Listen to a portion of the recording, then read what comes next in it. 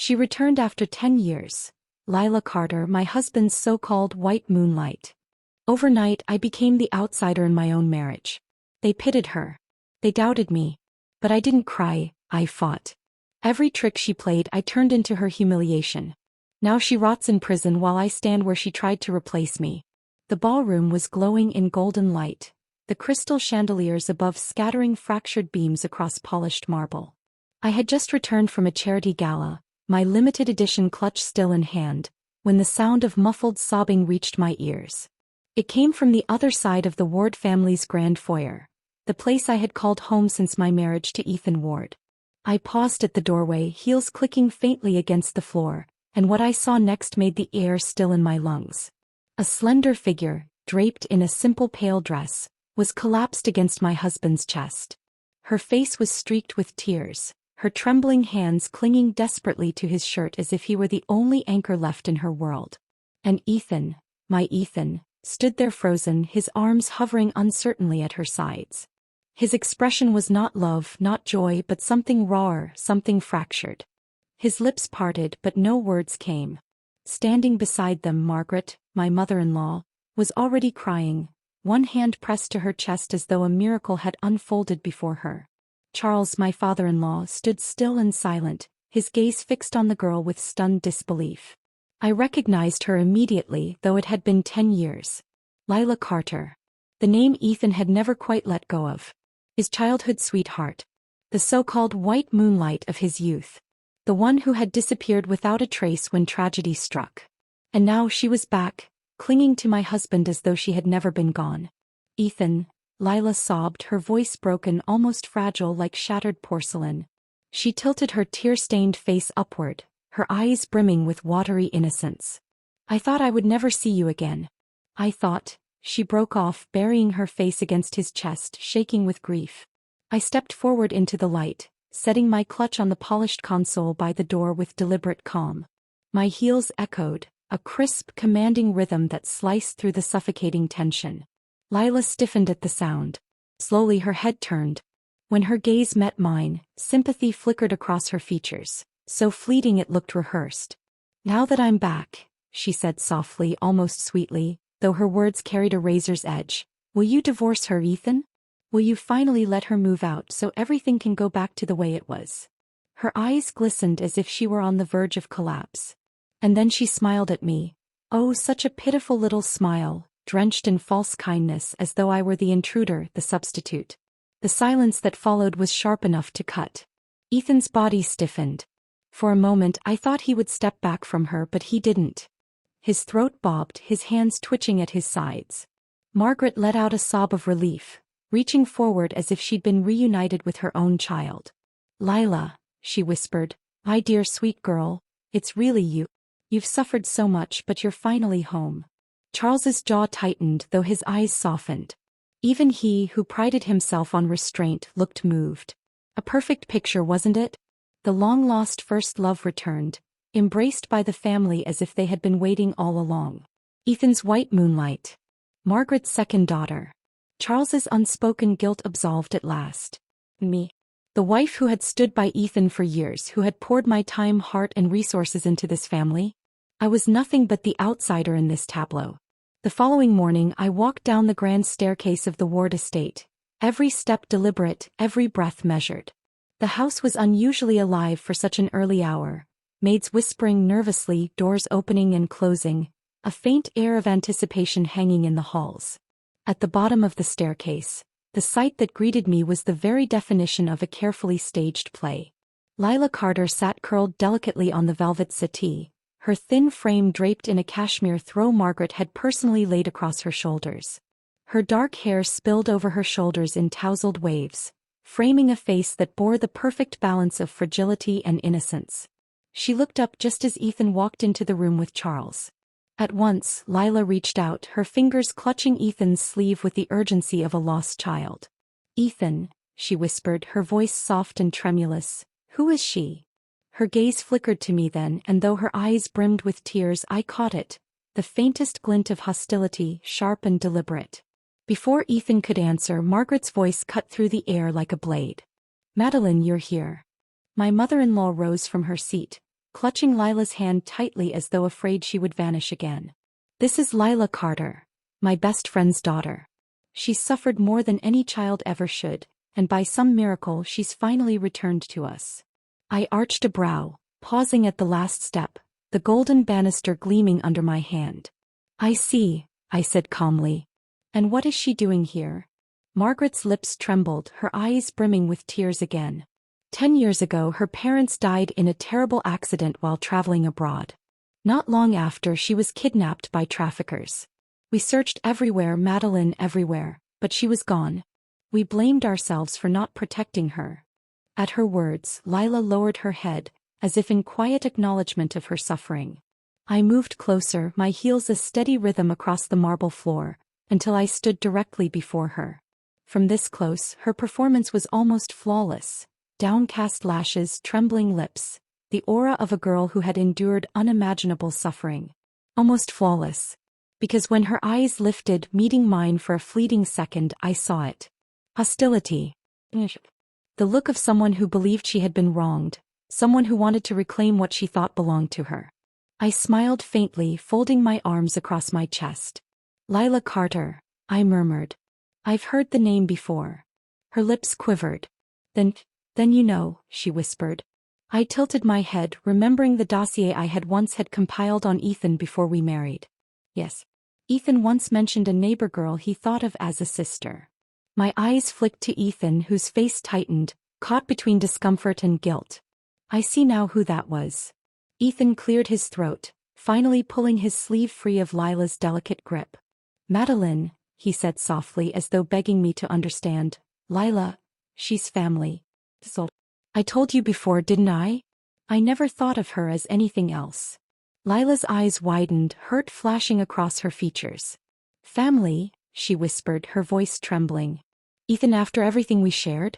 After everything you promised when we were children?" Margaret immediately rushed to her side, smoothing her hair like a doting mother. "Silly child, you can't hold on to things said when you were playing house. Ethan has his own family now. You should be happy just to be back with us." But Lila wasn't looking at Margaret. She was looking at me. As Margaret cradled her, Lila's lips curved into a faint smile, so subtle it might have been mistaken for gratitude. To anyone else it was a smile of relief. To me it was a provocation. The message was clear. "I'm back. And I want what you have." "Lila," Charles finally spoke, his voice calm, measured but not unkind. "This is Madeline Hayes. She is Ethan's wife and the daughter of Henry Hayes. You will treat her with the same respect you give us." Wife." Lila's voice faltered, cracking with disbelief. "Yes." Charles's tone hardened slightly. "Wife."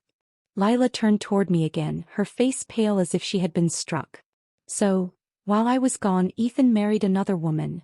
Her lips trembled, her eyes filling with fresh tears. "And no one thought to wait for me."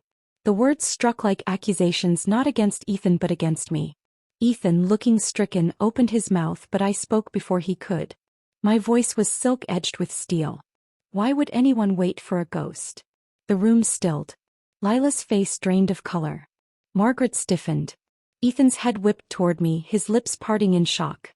I smiled sweetly, lowering myself into the armchair opposite Lila as though the entire matter bored me. "You disappeared for 10 years, Lila. Everyone believed you were dead. Did you expect Ethan to remain unmarried, waiting indefinitely for a girl who might never return?" She faltered, her hands clenching the cashmere throw around her shoulders. "I suffered. I was trapped. Every day was." "Tragedy doesn't grant you ownership of someone else's life," I interrupted softly. "Surely you understand that." Her lips parted, but no words came. Ethan rubbed his temple, clearly distressed. "Madeline, enough," he muttered. She's been through too much already." "Then she should rest," I replied coolly, crossing one leg over the other. "But she should not confuse pity with entitlement." The silence that followed was deafening. Margaret, visibly shaken, clutched Lila's hands tightly. "Don't mind Madeline, dear. She's protective of Ethan, that's all. We'll make sure you're taken care of." Lila sniffled, her tears rolling freely once more, and laid her head against Margaret's shoulder like a child seeking comfort. But even through her tears, her gaze met mine again, sharp and cutting. This time she didn't bother to hide the provocation. And I, smiling faintly, lifting a grape from the silver fruit bowl beside me, didn't bother to hide my amusement. She wanted war, then war she would have. The following days were a study in patience. For me, patience came naturally. I had learned long ago that silence and composure cut sharper than any words.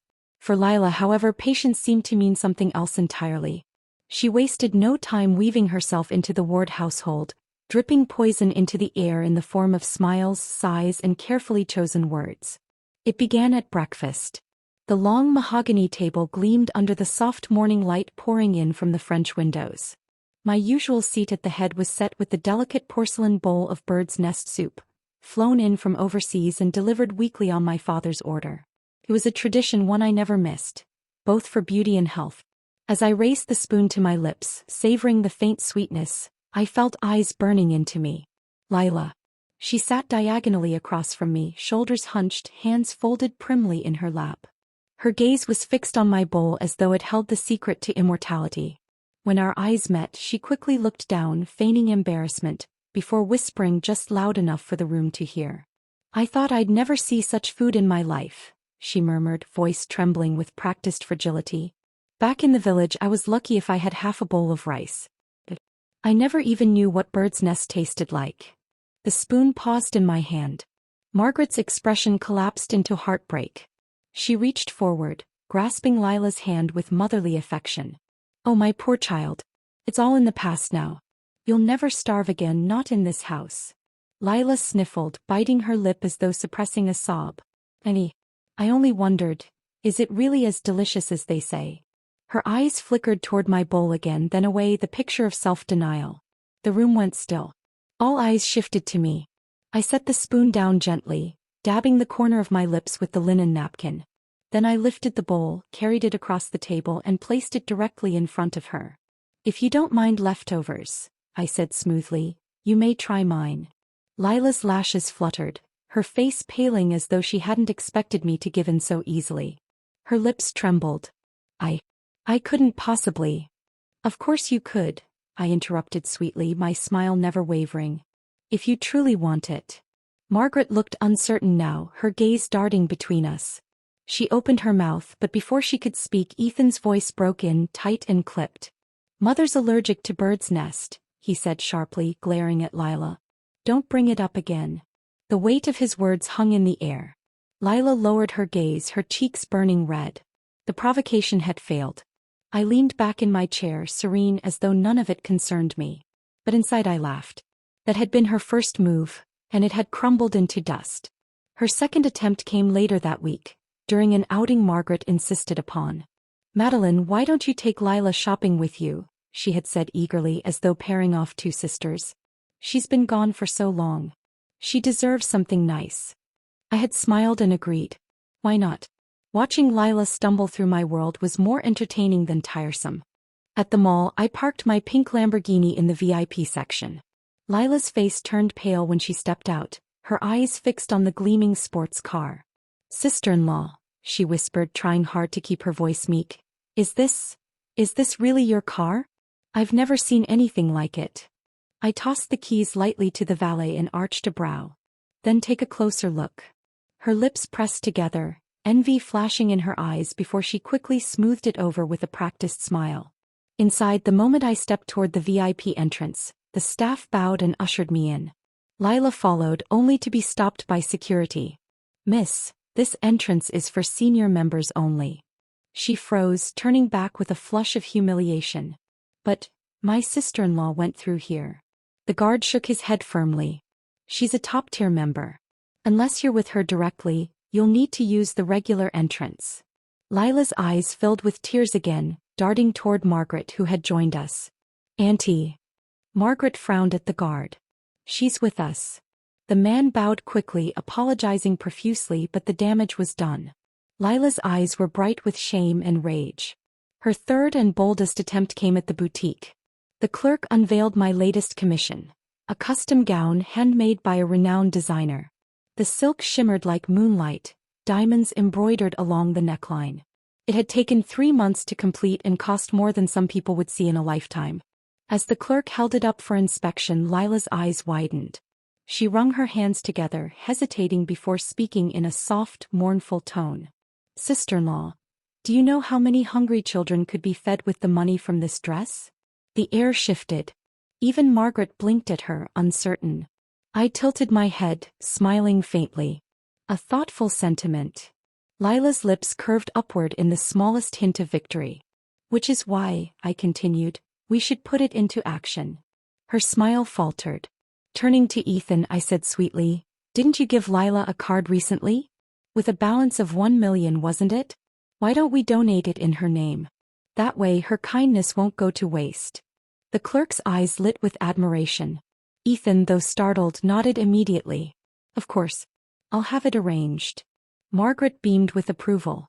"And Lila?" Her face drained of color, her lips pressed tightly together as if she had bitten into poison. She couldn't object, not without shattering her carefully crafted image of virtue. So she nodded stiffly, her smile stretched thin. "Yes, that's a wonderful idea." But in her eyes I saw it. The fury, the desperation, the promise of retaliation. By the time we returned home that evening, I had only one thought. If these were her petty games, I could hardly wait to see what she tried next. It was late afternoon when I returned to the Ward estate. The golden light of sunset filtered through the tall French windows, draping the living room in honeyed warmth. I had just finished a board meeting for one of my father's subsidiary companies, exhaustion pricking at my temples. The first thing I noticed when I walked in wasn't the quiet hum of conversation, nor the faint aroma of tea. It was the diamond necklace glittering at Lila's throat. My diamond necklace. The one Ryan Ward, my brother-in-law, had sent from London only days ago, accompanied by a handwritten note of gratitude for helping him secure a partnership deal. I froze at the doorway, eyes narrowing. The necklace sat brazenly against her collarbone, catching the light with 1,000 tiny sparks. She was laughing softly, her delicate hand brushing the matching earrings that swung from her ears. Margaret sat across from her, smiling warmly. Charles sipped his tea in silence, his expression unreadable. Ethan glanced up when he saw me, his smile faltering instantly. "Madeline," he began, rising to his feet. But I cut him off, my gaze fixed firmly on the glittering jewels. "Why," I asked coolly, "are you wearing my gift?" The room fell into silence. Lila blinked innocently, lifting her hand to touch the necklace as though only just realizing it was there. "Oh," she said softly, "you must be mistaken. This was given to me by Ryan." Her voice wavered, but her eyes gleamed with a hidden challenge. "Ryan gave it to you?" I echoed, stepping forward slowly, heels clicking against the marble floor. I stopped directly before her, staring down at the jewels she clung to like a lifeline. "Are you certain?" Her chin lifted a fraction. "Yes. Ryan and I grew up together. He was always kind to me. When he learned I had returned, he sent these as a gift. To welcome me home." The lie rolled off her tongue like honey, but her fingers trembled where they grasped the necklace. I smiled faintly. How touching. Turning, I reached for my phone and dialed Ryan's number. Ethan shifted uncomfortably, his gaze flicking between us, but said nothing. Margaret frowned, confusion knitting her brow. The call connected, Ryan's clear voice filling the room through the speakerphone. "Sister-in-law, did you receive the jewelry I sent? I had it delivered by courier. There should also be 2 cards in the box. One with $5 million so you can buy whatever you like. Just a little token of thanks for all you've done." The silence that followed was deafening. I turned back to Lila, who sat frozen, her face drained of color. Her lips parted, but no sound came.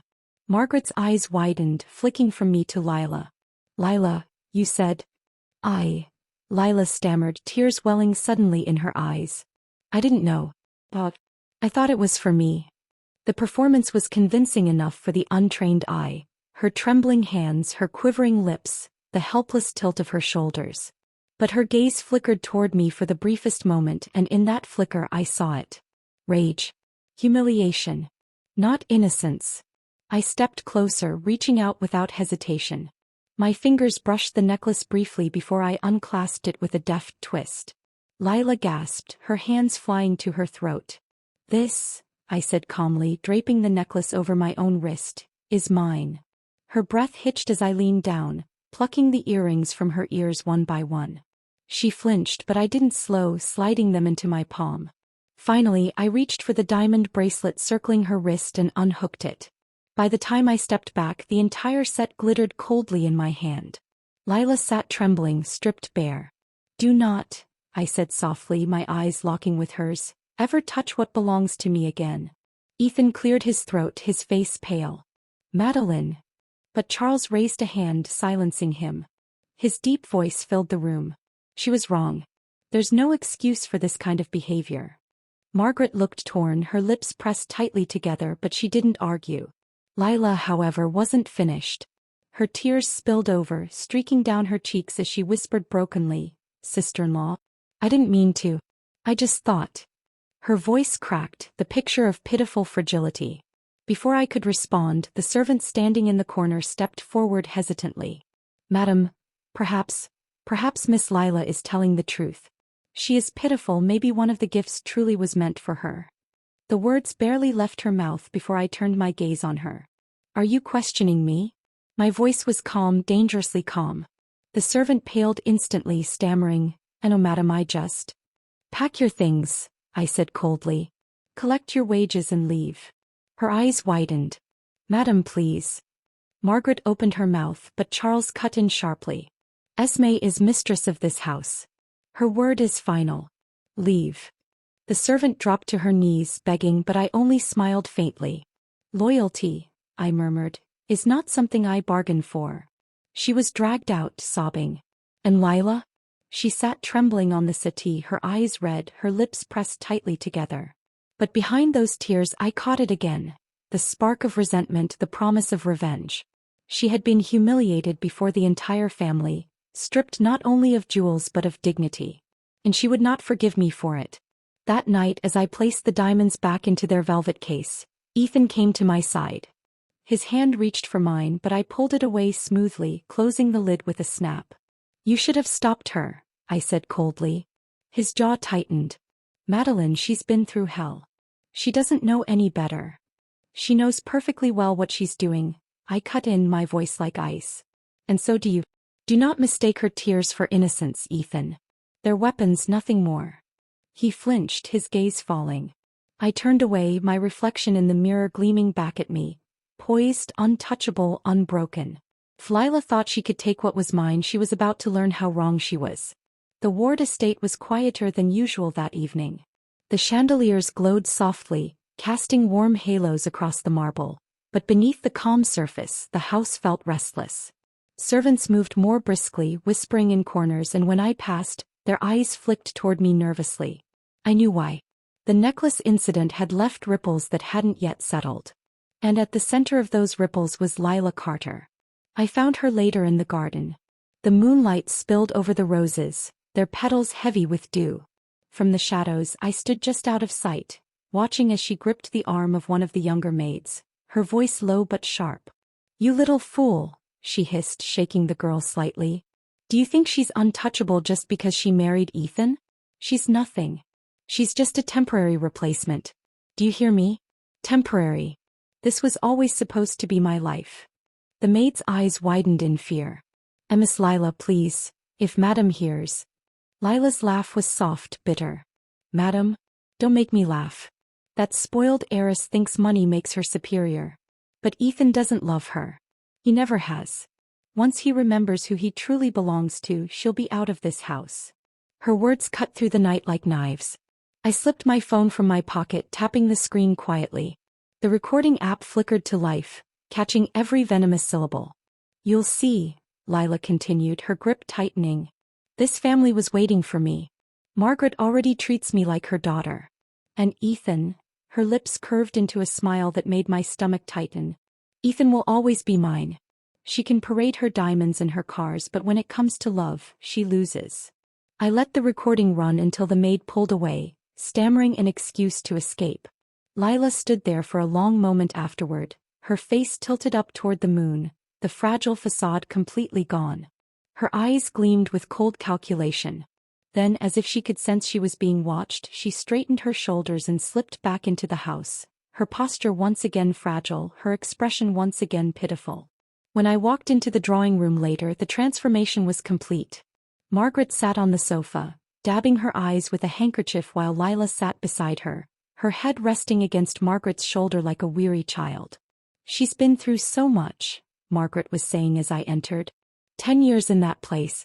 I can't imagine the horrors she endured. And now she's back only to face suspicion and coldness. "Madeline, surely you can be more understanding." I smiled faintly, lowering myself into the armchair opposite them. "Understanding?" I echoed softly. "You mean, more forgiving?" Margaret bristled, mistaking my calm tone for hostility. "Yes. She's a poor child who has lost everything. Can't you show a little compassion?" I tilted my head, letting my gaze linger on Lila. She lowered her lashes, her lips trembling as though my very presence wounded her. "You're right," I said finally. "Compassion is a virtue."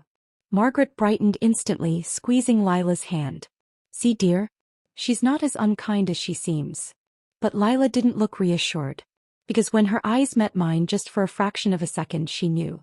She knew I had seen her without the mask. And she knew I had the power to tear it off at any moment. Later that night, I played the recording back in my room. Lila's voice hissed through the speaker, every word dripping venom. "She's nothing. She's just a temporary replacement." The corners of my lips curved. Evidence. Not that I needed it. Her hatred was plain to me from the moment she walked back into this house. But having her true face captured, her ambition laid bare, this was a weapon. So I didn't release it. Not yet. No, Lila's game had only just begun. And mine had as well. The next morning at breakfast, she was the picture of innocence again.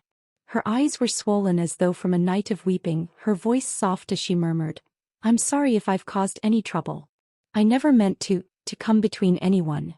Margaret immediately rushed to reassure her, patting her hand. "You've done nothing wrong, darling. Don't listen to what others say. You belong here with us."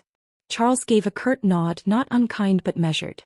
Ethan avoided my eyes entirely, focusing on his coffee. Me. I buttered my toast leisurely, listening as Lila spun her tale of helplessness. Every sigh, every sniffle, every downcast glance was calculated. But I no longer felt the faintest twinge of pity. All I saw was the wolf beneath the sheep's clothing. That evening, as I stood before my mirror, I thought back to her words in the garden. This was always supposed to be my life. How interesting. If she thought her petty tricks would dislodge me, she had gravely miscalculated. Because unlike her, I hadn't clawed my way into this family on the back of pity. I had built its wealth, secured its stability, and turned it into something even her ambition could never touch. And if she wanted war, I would give her war. But on my terms. The day had been unusually quiet. Too quiet. I was in my study, reviewing a proposal when one of the maids slipped in, her steps hesitant. She wrung her hands, her eyes darting nervously toward the door before leaning close to whisper, "Madam, I shouldn't be saying this, but I saw Miss Lila today. I didn't look up from the papers. And she was at the pharmacy near the West End." The maid swallowed hard. "She bought aphrodisiacs."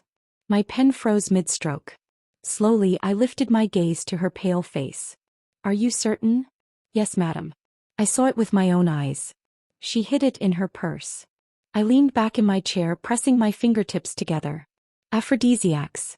So this was her next move. The bird's nest soup hadn't worked, the shopping trip hadn't worked, not even the jewelry scandal had worked. And now she was ready to abandon subtlety altogether. "Where is Ethan?" I asked calmly. The maid hesitated. I saw him leave with Miss Lila about 20 minutes ago. She said you had prepared a surprise for him at a hotel." He believed her. My blood turned to ice. I stood, my heels striking the floor sharply. "Which hotel?" "Yongji Avenue," she whispered. I was already out the door before she finished. The drive was a blur of flashing streetlights and roaring engines. I pressed my foot to the accelerator, the sports car growling beneath me as the city blurred past. My phone sat on the console, the location tracker glowing on the screen. Ethan's car. Parked at a 5-star hotel. My jaw clenched, fury simmering in my chest. If Lila thought she could touch what was mine, she was about to learn the cost. The hotel lobby was awash of golden light and perfumed air. Guests turned as I swept in, my heels striking marble, my bodyguards flanking me like shadows. The manager rushed forward nervously, wringing his hands. "Mrs. Ward, is something wrong?" "Room 1208, I said flatly. He paled but did not argue. My presence, my authority, it was enough. He signaled to a bellboy who hurriedly led us to the elevators. When the doors opened on the 12th floor, the atmosphere shifted. The corridor was hushed, the air thick with something I couldn't name. I didn't wait for the bellboy. I strode forward, my bodyguards close behind. At the door to 1208, I raised my hand. "Break it down." The bodyguard moved to obey, but before his foot struck the wood, the door burst open from within. His shirt was rumpled, his hair disheveled, his eyes blazing with fury. The moment he saw me, his expression shifted. Anger melted into desperation. "Madeline." He seized my hand, gripping it tightly, his voice raw. "Listen to me, I didn't touch her. She drugged me, she tried to force me, but I got out. Believe me, I swear on everything, nothing happened." His chest heaved, his eyes frantic. He looked like a man who had barely escaped drowning. I studied him silently, my gaze flicking over his clothes. Messy, yes, but intact. No buttons ripped, no belt undone. He had fought his way out. My lips curved faintly. "Good," I murmured. "At least you have some sense left." Relief crashed across his face, but before he could speak further, another figure appeared in the doorway. Lila. Her hair was tousled, her dress slipping from one shoulder, her face streaked with tears. She looked every inch the tragic heroine. "Ethan," she cried, stumbling toward him. "Don't deny it. You asked me to come here. You said you wanted me." The corridor froze. Ethan's face twisted in disgust. "Are you insane?" he spat. "If I wanted you, would I have run out of that room myself?" Her lips trembled, her eyes wide with hurt. But when we were young, you said." "That was a script." His voice cracked like a whip. "A line from some childish game you made me say. I never meant it. I have always treated you as a sister. And now you're not even that. You're nothing." Lila staggered back as if struck, her eyes filling with fresh tears. But even as she wept, her gaze flicked toward me, sharp and calculating. If she couldn't have Ethan, she would at least plant a seed of doubt in my mind. I stepped forward, placing myself firmly between them. "Enough," I said coldly. Lila's head jerked up, her face crumpling with pitiful anguish. "Sister-in-law, please don't misunderstand. Ethan only." "I don't misunderstand," I cut in, my voice like ice. "I see you clearly, Lila. Every scheme, every tear, every trick. Did you truly think you could seduce my husband with a bottle of drugs?" Her lips parted in shock, the mask slipping for just a moment.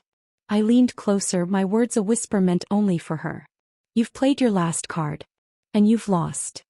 The hotel corridor was heavy with silence. Ethan stood beside me, his hand brushing mine as though seeking comfort. The bodyguards loomed in the background, watchful and grim. Lila's tears dripped onto the carpet, her shoulders trembling. "You'll regret this," she whispered brokenly. "Both of you. You'll regret choosing her over me." I straightened, smoothing my hair back with deliberate calm. "No, Lila. The only one who will regret is you." With that, I turned, my heels clicking as I walked away. Ethan followed quickly, relief etched across his face. Behind us, Lila sank to the floor, her sobs echoing down the corridor. But I didn't look back. Because I knew this wasn't the end. It was only the beginning. The morning after the hotel incident, I awoke to the vibration of my phone on the nightstand. It was still early, the sun had barely risen, streaks of pale gold filtering through the curtains. I reached for the phone and saw the name flashing across the screen. "Dad." I answered immediately. "Father." His voice was calm but edged with steel. "Madeline, the report is ready. I've had my people investigate Lila Carter thoroughly. And it's worse than we imagined." I sat up, my pulse quickening. "Tell me." There was a pause. Then Henry Hayes spoke, each word deliberate, heavy. "She was not just a victim. She became a trafficker herself. 10 years ago she was indeed kidnapped. But instead of escaping, she aligned herself with the traffickers. She lured other girls, children even, and sold them off. We have records, testimonies, bank transfers. The evidence is undeniable." For a moment, silence pressed around me, suffocating. I had expected deceit, ambition, manipulation, but this was darker than anything I'd imagined. "She's a criminal," I whispered. Yes, my father said grimly. One with blood on her hands. The police have been searching for her for years. She slipped through their fingers each time. Now that she's with the wards, she thought she could hide behind their name. But she made a mistake, daughter. She underestimated you. My lips curved faintly, though my chest ached with cold fury. Send me the files. They're on the way. And Madeline. His voice softened slightly. Don't let her harm you any longer. Finish this. I will, I said quietly, then hung up. By the time breakfast was laid out in the dining hall, I had already printed the documents, the weight of truth heavy in my hands. Lila sat primly at the table, her eyes swollen as though she had cried herself to sleep. Margaret hovered beside her, fussing like a doting mother. Charles sat stern and silent, as though still wrestling with the shame of the hotel fiasco. Ethan glanced up when I entered, his eyes shadowed with exhaustion. Madeline, he began, his voice strained, about last night. I cut him off, laying the folder onto the table with a sharp thud. Enough apologies. It's time you all saw who Lila Carter really is. All eyes turned toward me. Lila stiffened, her fork clattering against the plate. What do you mean? Margaret asked nervously. I opened the folder and spread the documents across the table. Photographs, witness accounts, police records, transaction receipts. Every detail of Lila's hidden life laid bare. She wasn't a victim, I said coldly. She was an accomplice. She worked with traffickers. She lured other girls. She made money off their pain. She didn't just suffer, Margaret, she inflicted suffering. Countless girls, countless families destroyed because of her. The room went utterly still. Lila's face drained of all color. That's a lie, she whispered hoarsely. She's making it up. Charles leaned forward, scanning the papers, his hand trembling. These are official records, he muttered. His eyes lifted, filled with horror. By God, what have we done? Margaret shook her head wildly, clutching Lila's arm. No. Oh, it can't be true. She was kidnapped, she suffered. I suffered. Lila suddenly screamed, jerking away. Her face twisted, her eyes blazing. Do you know what it's like to be sold to a filthy old man? To be treated like an animal? I had no choice, I had to survive. And survival meant selling others into the same hell? I demanded, my voice slicing through the air. I stepped closer, my gaze locked on hers. You were caught in the rain, Lila. But instead of holding an umbrella for others, you tore theirs apart so they'd drown with you. That isn't survival. That's cruelty. Ethan's face was pale, his hands clenched tightly. Lila, is it true? His voice was hoarse, broken. She looked at him then, her tears falling freely, her voice trembling. Ethan, you loved me once. You promised. His expression hardened. I loved a girl I thought was innocent. Pure. Not this. Not you. Her face crumpled. No. You can't mean that. But Ethan turned his face away, shame burning across his features. The sound of heavy footsteps broke the tension. The front doors swung open and uniformed officers stepped inside. Their expressions were grim, purposeful. Miss Lila Carter, the lead officer announced, you are under arrest for human trafficking, fraud, and conspiracy. The room erupted. Margaret let out a strangled cry, covering her mouth. Charles closed his eyes, his shoulders sagging as though crushed by the weight of disgrace. Ethan stood frozen, unable to move. And Lila's mask shattered completely. No, she screamed, thrashing as the officers seized her arms. You can't take me. I belong here. Ethan, tell them. Tell them I'm yours. Ethan didn't move. Didn't speak. Desperation twisted her features into something feral. She lunged toward me, restrained only by the iron grip of the officers. You did this, she spat, her voice shrill, her eyes wild. You think you've won, Madeline? You'll regret it. Ethan will regret it. He'll see that you're nothing but a spoiled heiress and he'll come back to me.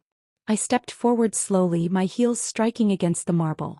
Then without hesitation I raised my hand and slapped her across the face. The sound cracked through the silence. Her head snapped to the side, her eyes wide with disbelief. You won't be waiting for him, I said softly, icily. You'll be singing tears behind bars. Her mouth opened but no sound came. The officers dragged her back, snapping the cold steel of handcuffs around her wrists.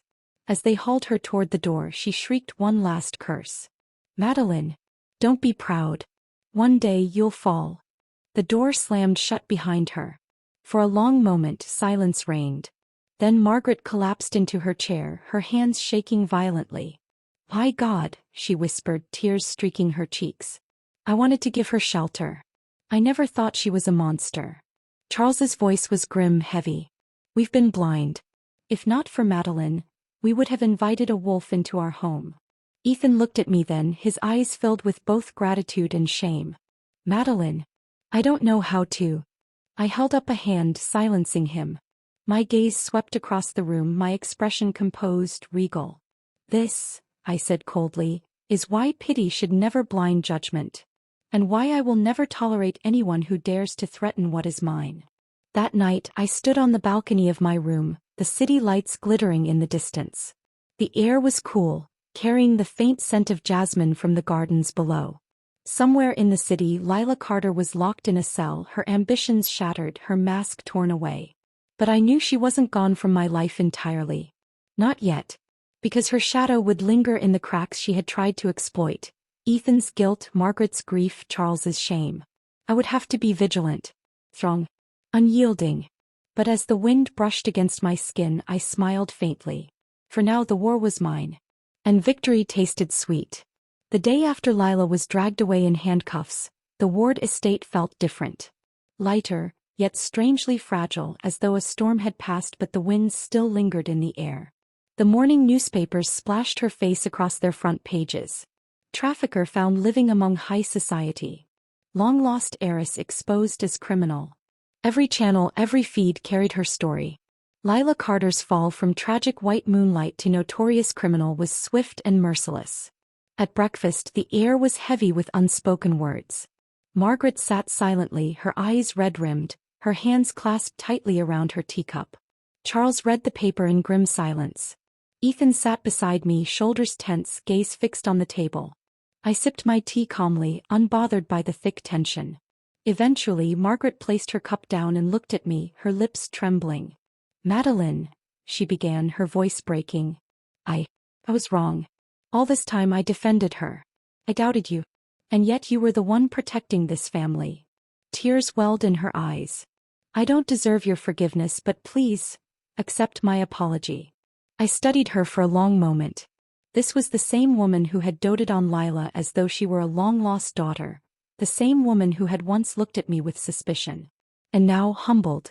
Finally, I gave a faint smile. Margaret, you are Ethan's mother. That makes you my family. I won't hold this against you. Her shoulders shook with relief, tears slipping freely down her cheeks.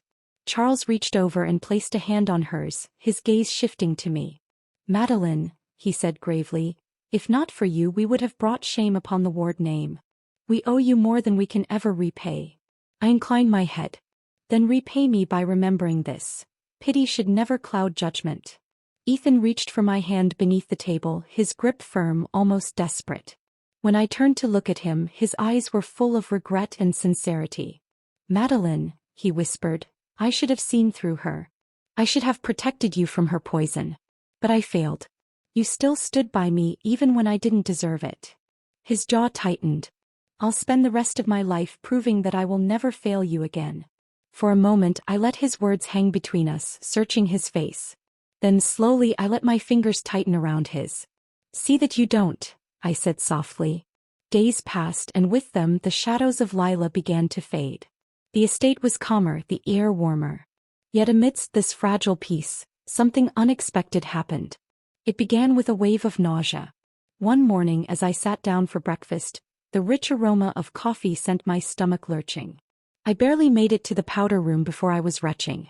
Ethan was at my side immediately, panic flashing across his face. Madeline, what's wrong? Are you sick? I waved him off weakly, rinsing my mouth. It's nothing. Probably exhaustion. But exhaustion didn't explain the flutter I'd been feeling in my abdomen, the strange heaviness that had settled in my body these past weeks. It didn't take long before Margaret, sharp-eyed despite her grief, noticed.